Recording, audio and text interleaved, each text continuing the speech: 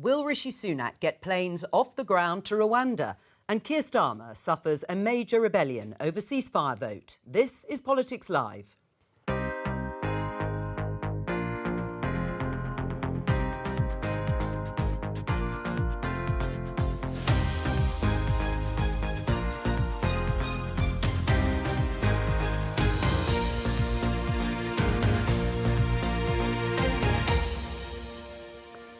Joining me today, Conservative MP Dr Neil Hudson, Labour peer Baroness Chakrabarti, Guardian columnist Polly Toynbee and Howard Cox from Reform UK.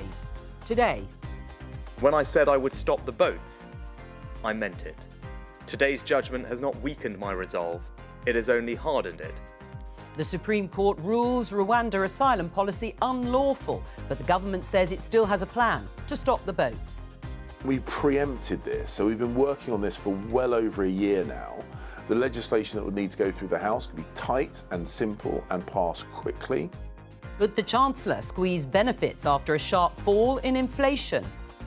For the people of Palestine, every minute, every hour, every day we wait is another orphan, another grieving mother and another family wiped out. We're not a protest party, we're acting in these very difficult circumstances as if we were in government, and that means Keir was right to be firm. Keir Starmer suffers a major rebellion over his party's position on a ceasefire, but does any of this matter beyond Westminster?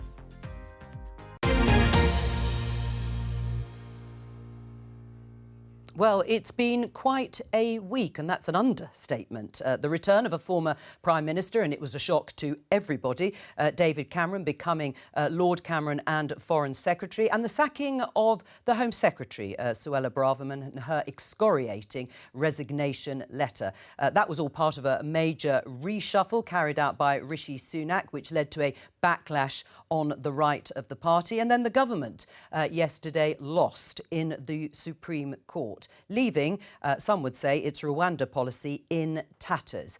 My question to the panel, starting with Neil Hudson, is: has this week bolstered or weakened Rishi Sunak's leadership?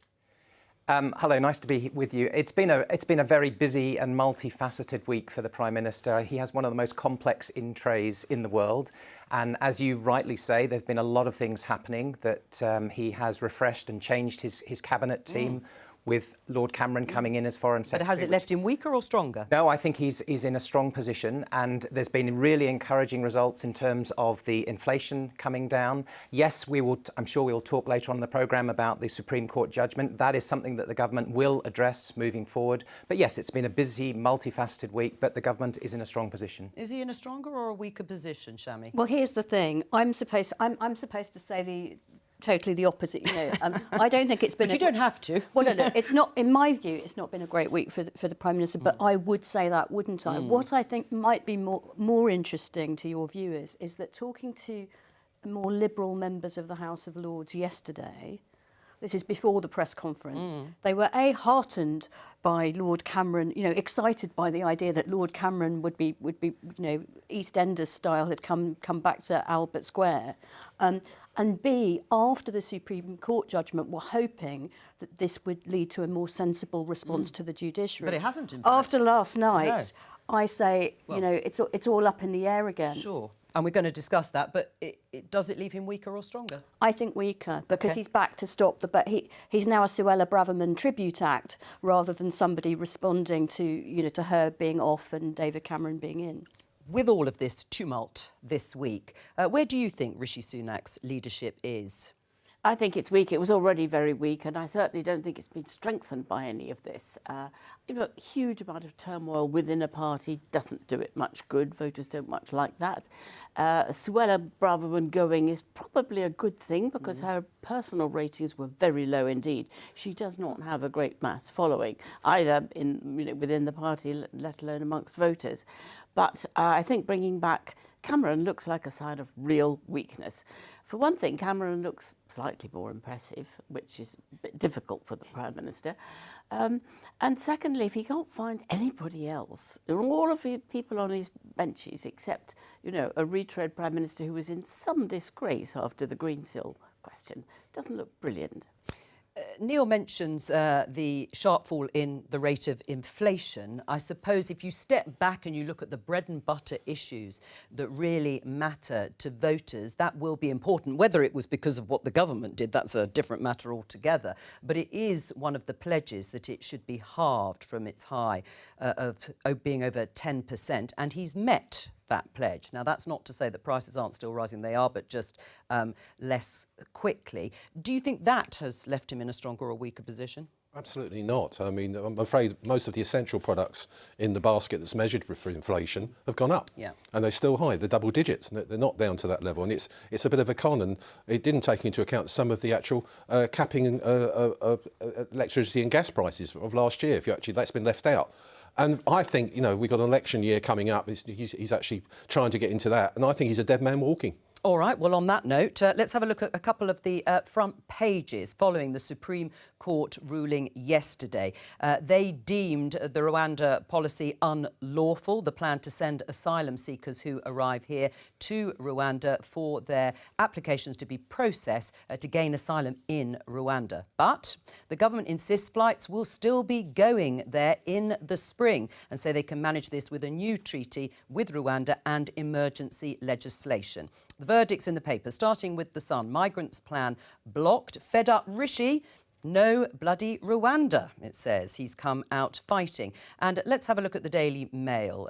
This is Quentin Letz's column saying the PM's eyes blazed like hot coals as he thundered, "We are a reasonable government, a reasonable country, but the British people's patience can only be stretched so thin." So, yes, he's come out swinging, the Prime Minister, with that press conference, even though some in the party and in Parliament would have liked him to drop the Rwanda policy altogether. Instead, he's doubled down. Let's talk to the BBC's Deputy Political Editor, Vicky Young. What's the plan, Vicky?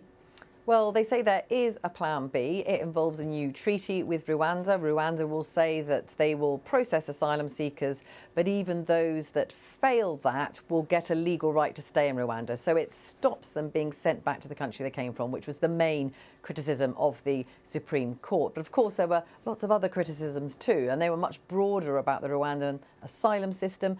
Now, the government says that this is all based on 15 months ago. Lots of things have changed. We've been helping with recruitment. We've been really bolstering their system. And so what they're saying is that they can have another bit of emergency legislation in the UK Parliament which will say that Rwanda is safe. Now, there is quite a lot of scepticism about that, about whether you can simply do that. But of course, what Rishi Sunak's trying to do here is not ditch the policy. He's trying to, he believes in it, and he wants those on the right of his party to go along with him. Now, some of them I've spoken to say they are quite pleased with what they heard from him, but the devil is in the detail. They want to see a lot more about how you stop the courts blocking this policy. And on that point of how you stop the courts, there was a lot of discussion, including on this programme yesterday, from Jonathan Gullis, the Conservative MP, who said he wanted to see various pieces of legislation disapplied, is the term that he used, so that those pieces of legislation, international treaties, couldn't be used in courts to stop the flights. Now, that is a much more complicated and controversial thing to do. I think, as we've established, it's not just about the European Convention on Human Rights. There's all sorts of other things there. There's the refugee, international treaties. They run through an awful lot of our domestic legislation. So unpicking all of that is pretty complicated, and it really isn't clear whether the Home Secretary and the Prime Minister actually want to go down that route. So I get the sense what they've done is they've bought themselves a little bit more time, the Prime Minister, but I think lots of people feel this is going to end up back in the courts. Interestingly, one former Cabinet Minister did say to me, do you know, I'd be happy to fight a May election on all of this. They feel that their policy maybe isn't in the place it should be, but they don't feel that Labour have an answer on this. So you never know, that's some of the speculation. Yeah, interesting. Thank you very much, Vicky Young. Neil, do you expect flights to be taking off to Rwanda in the spring?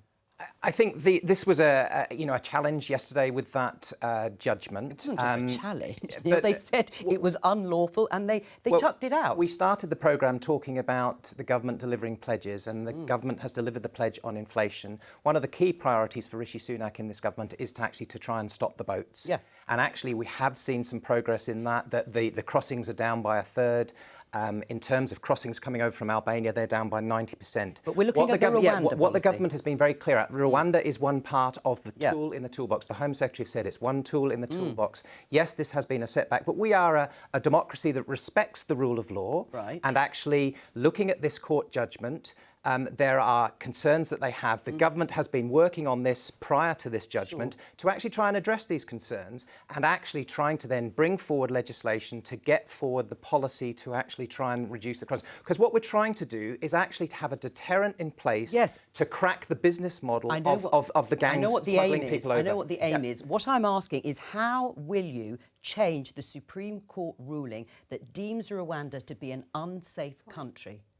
Well, what they are looking at is actually trying to address the concerns of that judgment. Right. And one of the major concerns were could people then be deported from Rwanda from back to where they came from? Yes. That is something that the UK government is now looking at to see, can that be strengthened as well? So it's when you have constructive criticism for a proposal, you go away and you look at it in an evidence base, and then can you change that and bring forward a policy that works? Well, and I think the government is looking at this. This is one part of I know the it's one proposals. part of the armoury, but it's an important part, It's an important obviously. part. Let's just remind ourselves what the Supreme Court President actually said about the state of Rwanda in terms of its human rights record and safety more generally. Rwanda has a poor human rights record. In recent times, British police have had to warn Rwandan nationals living in the UK of credible plans by the Rwandan government to kill them. In 2021, the UK government criticised the Rwandan government for extrajudicial killings, deaths in custody, enforced disappearances, and torture.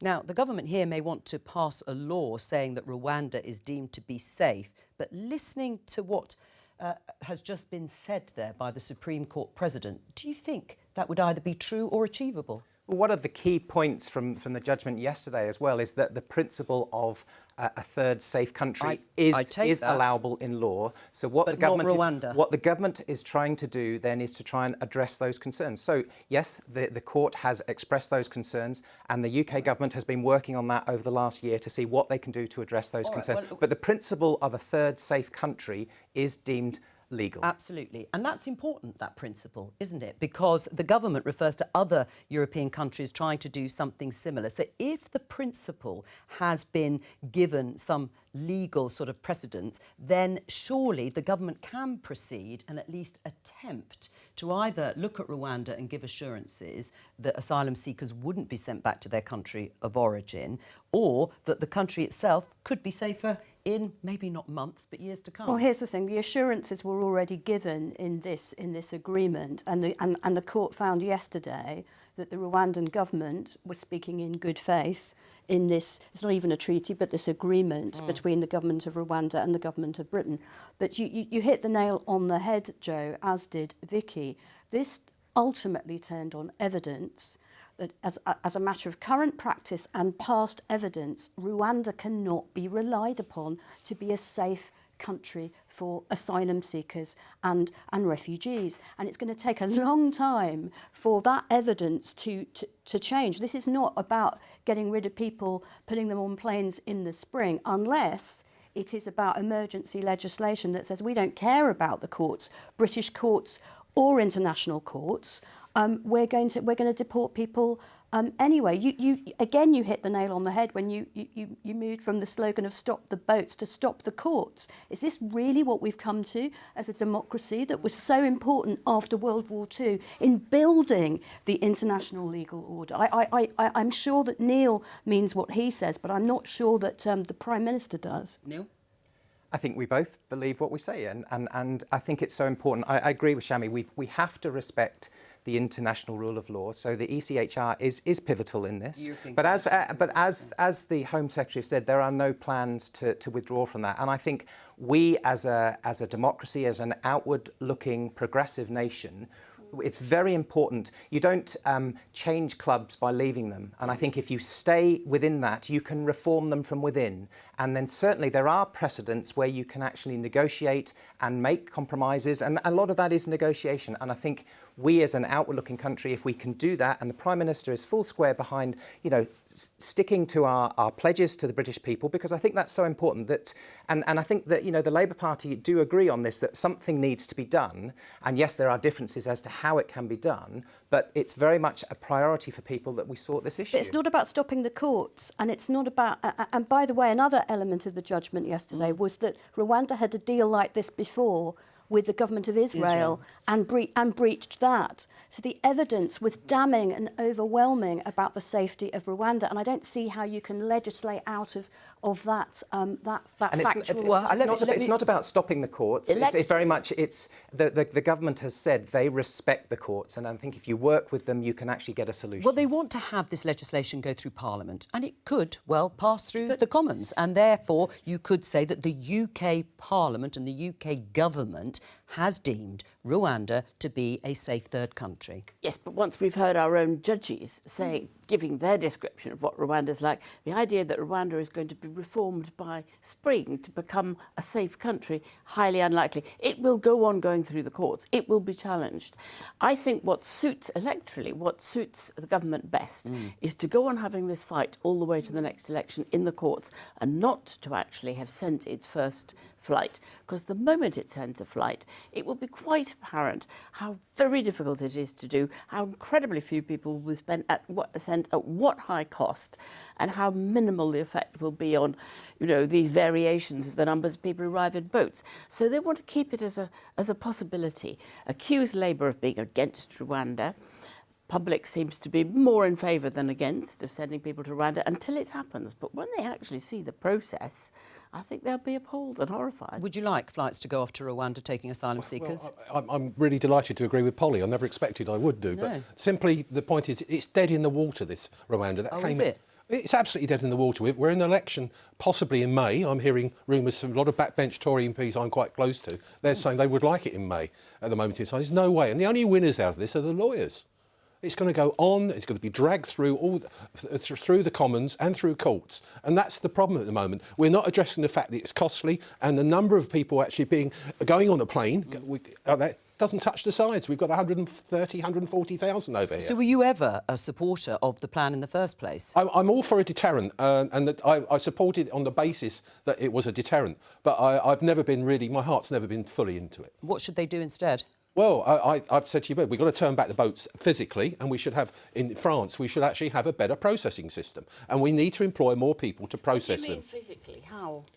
Tip them up? No, we don't tip them up. We pick them up and take them back. It's been tried, of course, as you know, Yes, Howard, I and know. it was dropped because it was deemed to be far too dangerous. Well, I'm a big fan of the Australian system. You know, that worked very well indeed, and we should be adopting that.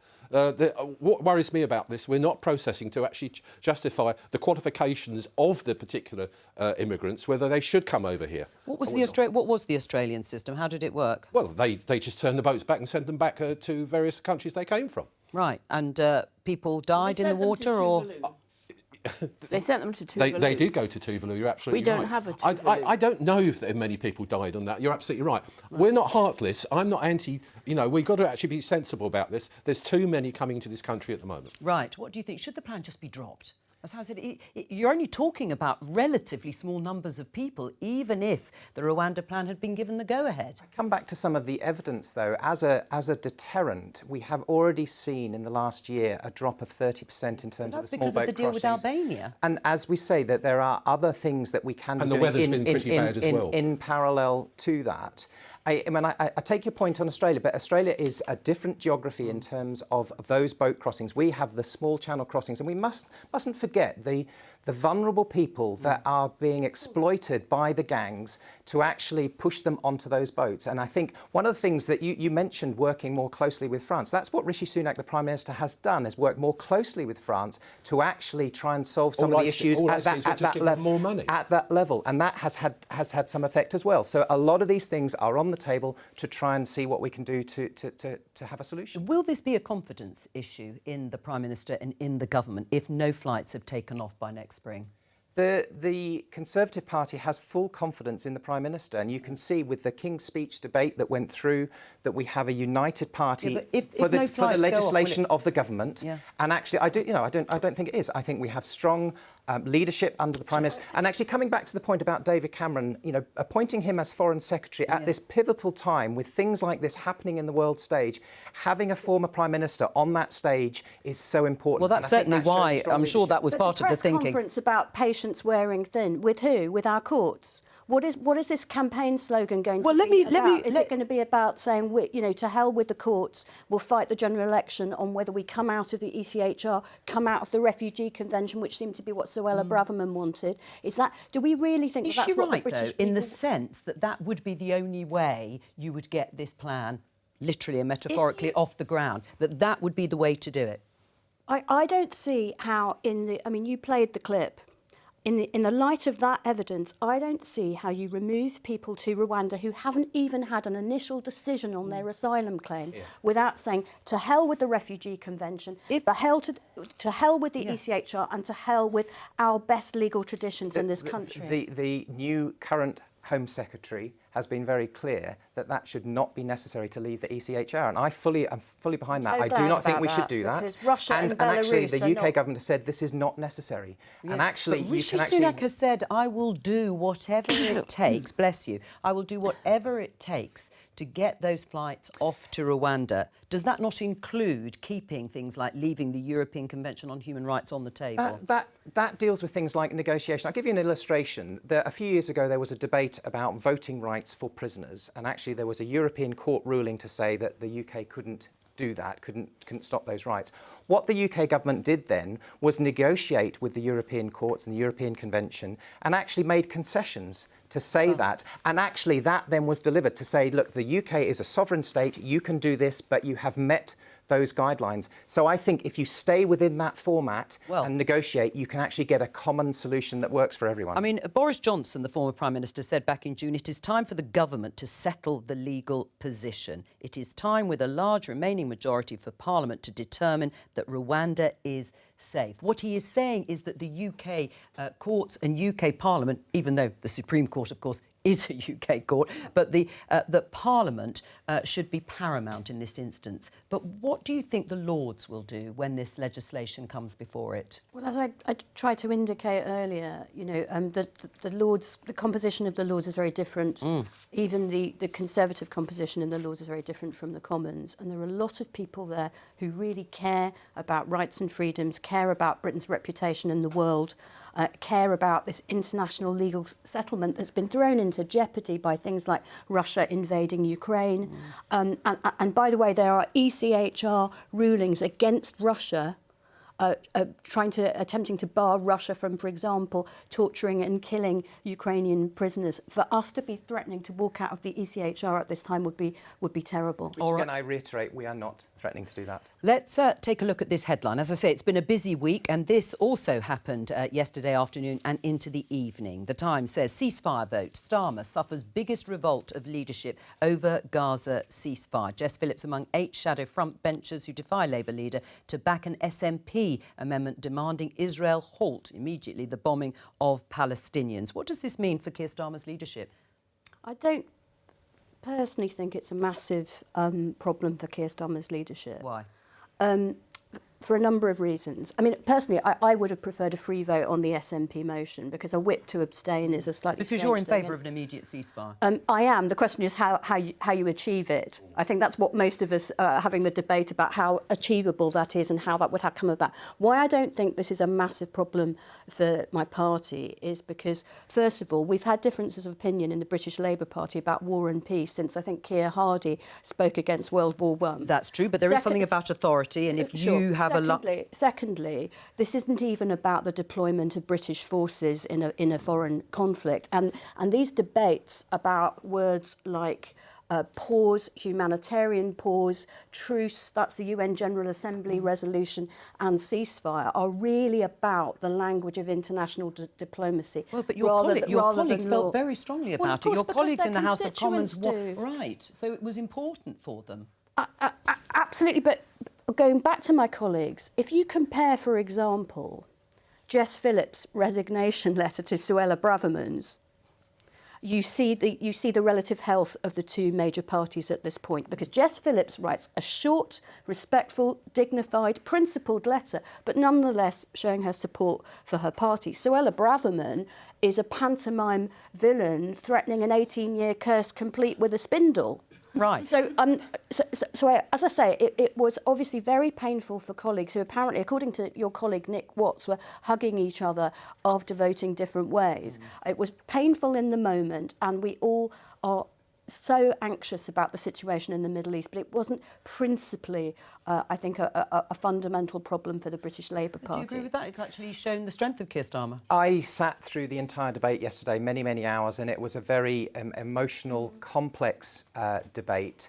And I think it's sad that it came to a vote. This was actually a debate on the King's Speech, the government's domestic legislative and these were amendments to it.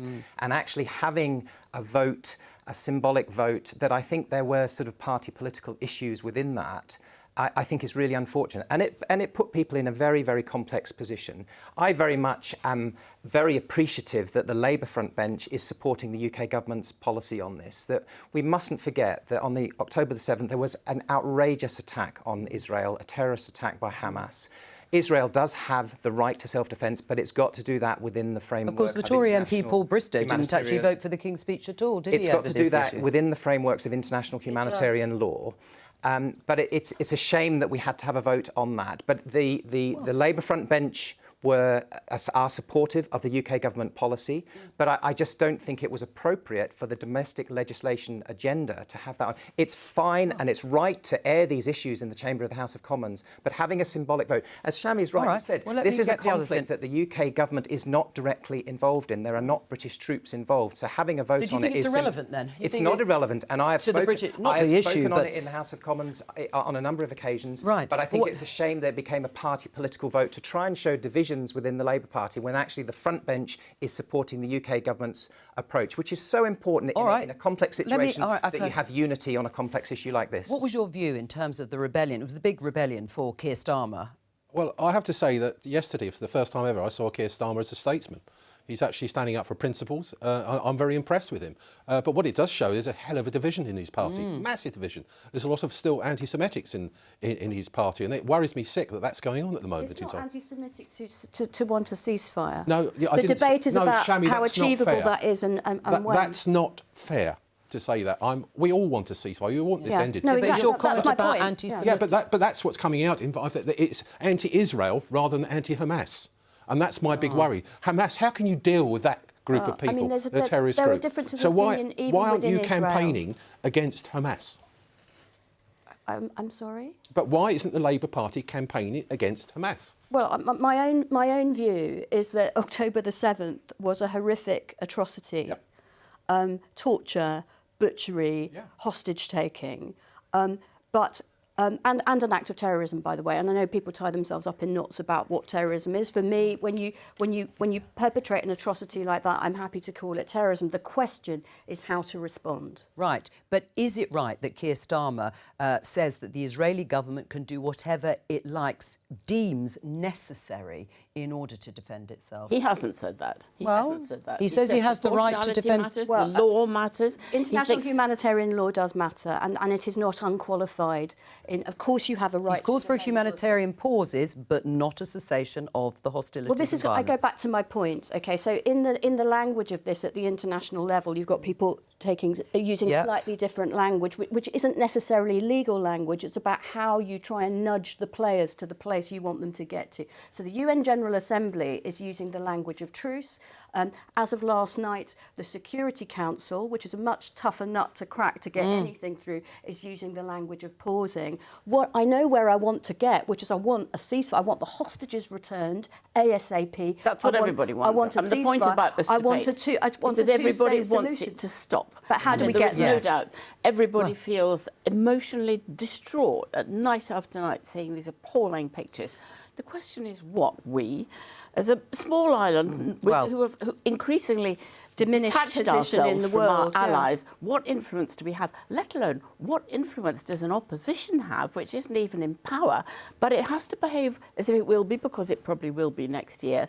And very important that it should say the only influence we can reasonably have is working together with Europe, with NATO, with the Americans. Then there is some chance of some influence, some leverage, both on the Palestinians via Saudi Arabia, Qatar, and on the Israelis as well via America. That is the only possible hope for a peaceful solution. Well, this is a good point.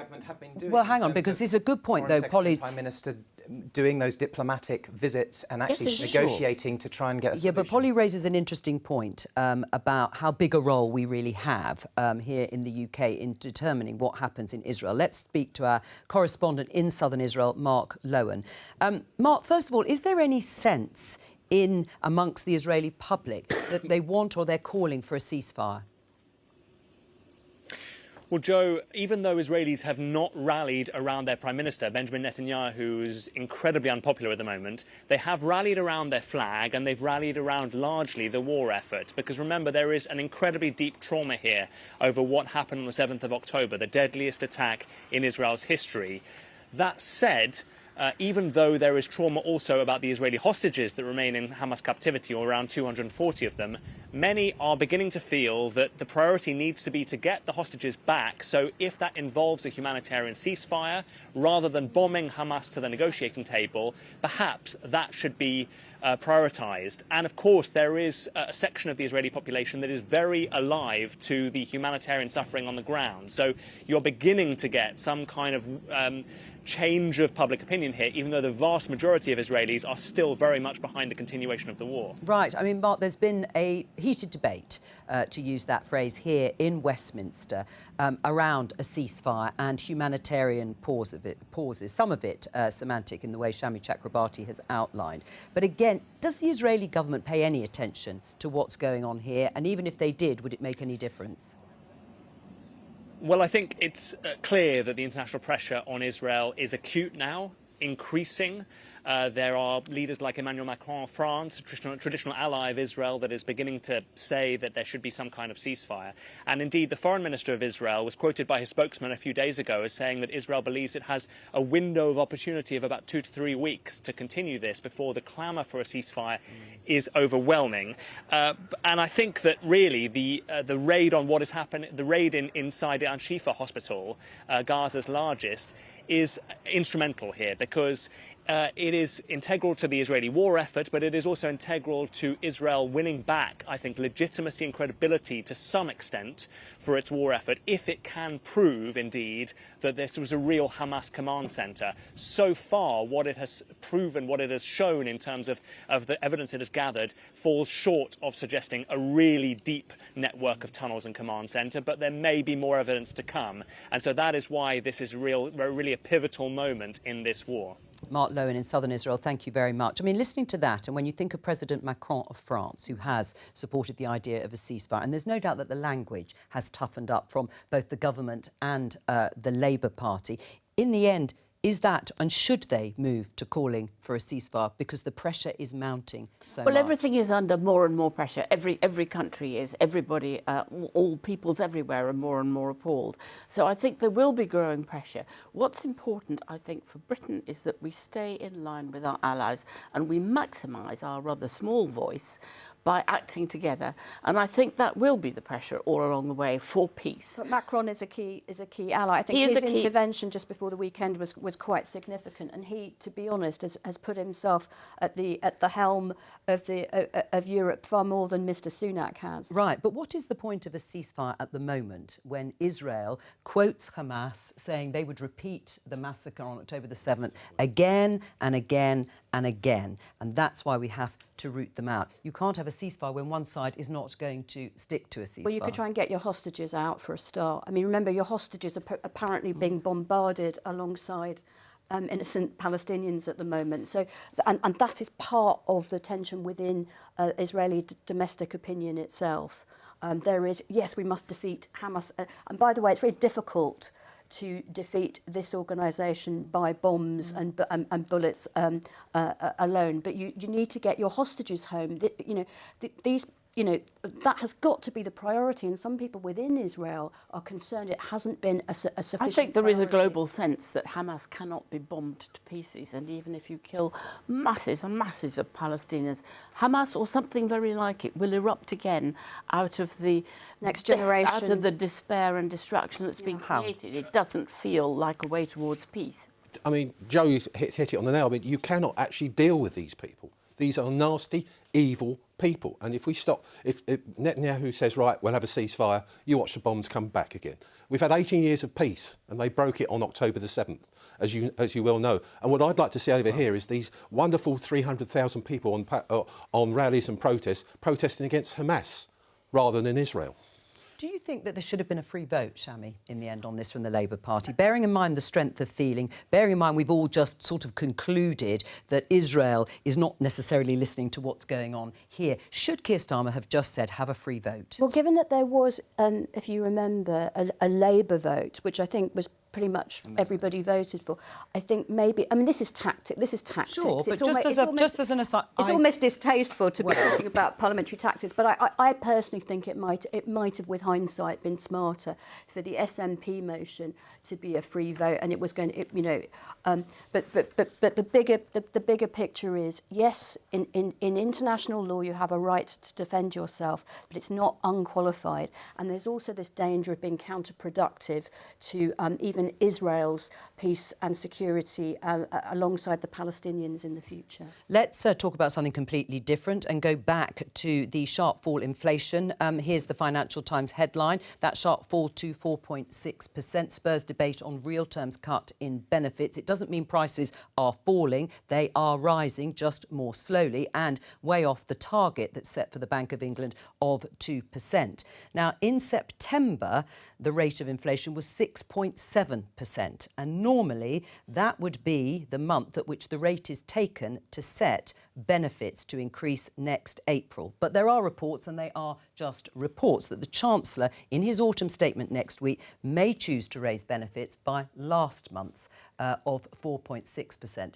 What do you think he should do? Well, can I come back to the point that I made at the beginning, that actually behind this is a good news story that inflation has come down. It's been halved from the beginning of the year, and it's down to 4.6%.